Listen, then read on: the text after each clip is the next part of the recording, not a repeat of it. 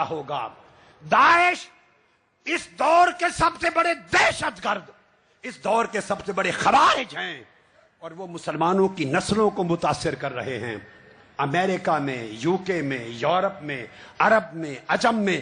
اور آقا علیہ السلام نے فرمایا تھا، امام نعیم بن حماد المروزی کتاب الفتن میں روایت کرتے ہیں، اور یہ امام بخاری کے شیخ ہیں، آقا علیہ السلام نے آئیسس کے بارے میں 1500 سال بتا دیا تھا۔ فرمایا تھا عراق کے صحرا سے، عراق کا نام لے کر اشارہ کیا، مسجد نبوی کے دروازے پر اشارہ کیا، فرمایا یہ مشرق، یہ نجد، یہ عراق کا صحرا۔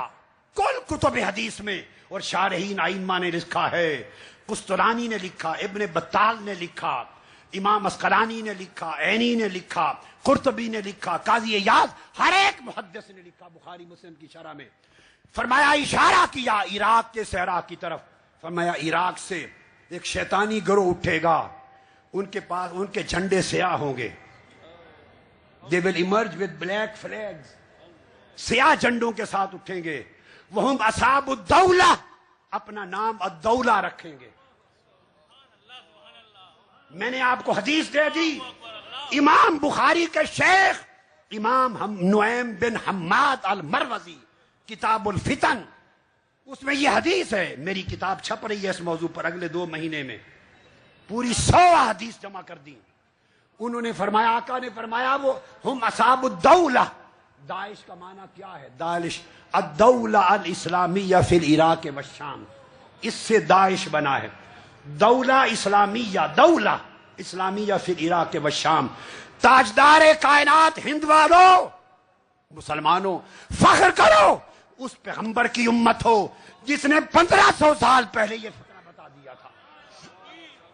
فرمایا وہ اپنا نام الدولہ، اس کے فاؤنڈر ہوں گے، سیاہ جھنڈے ہوں گے، قتل و غارت گری کریں گے، قتل و غارت گری کریں گے، شرم و حیا مٹائیں گے، عزتیں لوٹیں گے، اور فرمایا ان کے دل لوہے سے زیادہ سخت ہوں گے، خون بہائیں گے، عراق سے چلیں گے، حدیث پاک بتا رہا ہوں، دمشق پر شام میں داخل ہوں گے، فرمایا شام پر قبضہ کریں گے، شام میں سول وار کے ذریعے تقسیم کریں گے، عراق کو برباد کریں گے، شام کو برباد کریں گے، حتیٰ کہ شام کے لوگ اپنا ملک چھوڑ کر امیگرینٹس ہو جائیں گے۔ حدیث پاک بتا رہا ہوں، میں ایک لفظ کا بھی ترجمہ یا شرح نہیں کی، ایگزیکٹ الفاظ، چونکہ وقت ختم ہے، میں اب عربی عبارتیں نہیں بتا رہا، یہ میری کتاب میں آپ پڑھ لیجیے۔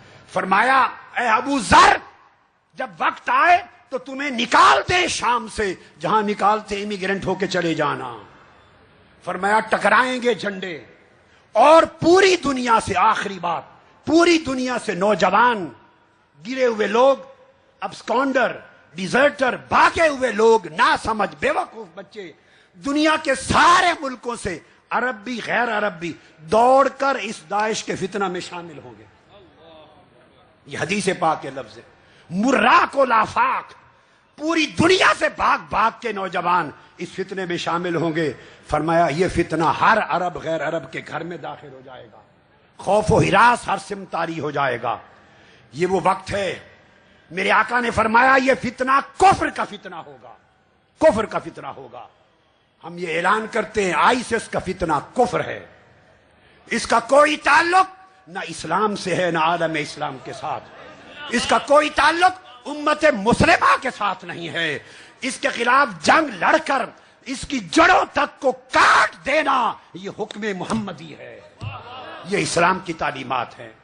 ریاستیں ملیں، حکومتیں ملیں، اور مل کر یہ عالمی فتنہ ہے، اس عالمی فتنے کا خاتمہ کریں، اس پر مل جڑ کر ایک پالیسی اڈاپٹ کی جائے، تصوف کی تعلیمات کو عام کیا جائے، ذہن بدلنے کے لیے دین کی اصل تعلیمات، امن کا تصور سمجھانے کے لیے پڑھائی جائیں، اور فتنے کا خاتمہ پوری قوت کے ساتھ ایک ہو کر کیا جائے۔ یہ انسانیت کی جنگ ہے، صرف اسلام کی نہیں، انسانیت کی جنگ ہے، عالم انسانیت کی جنگ ہے، تمام ممالک کی جنگ ہے، انسانی معاشروں کی جنگ ہے، اور ہمیں فتنہ، دہشت گردی کے فتنے کو کچلنے کے لیے سب انسانیت کے طبقات کو ایک ہونا ہوگا۔ اللہ رب العزت ہمیں کامیابی اور کامرانی عطا کرے، اور صوفیہ اور اولیاء کی تعلیمات کو عام کرے تاکہ لوگوں کے دل، رویے، نظریے بدلیں۔ اور آخر پہ پھر آل انڈیا مشائخ علماء بورڈ کو سب کو مبارکباد دیتا ہوں اور اس کے آگے نتائج کے حصول کی دعا کرتا ہوں۔ وما علینا الا البلاغ، والسلام علیکم ورحمۃ اللہ وبرکاتہ۔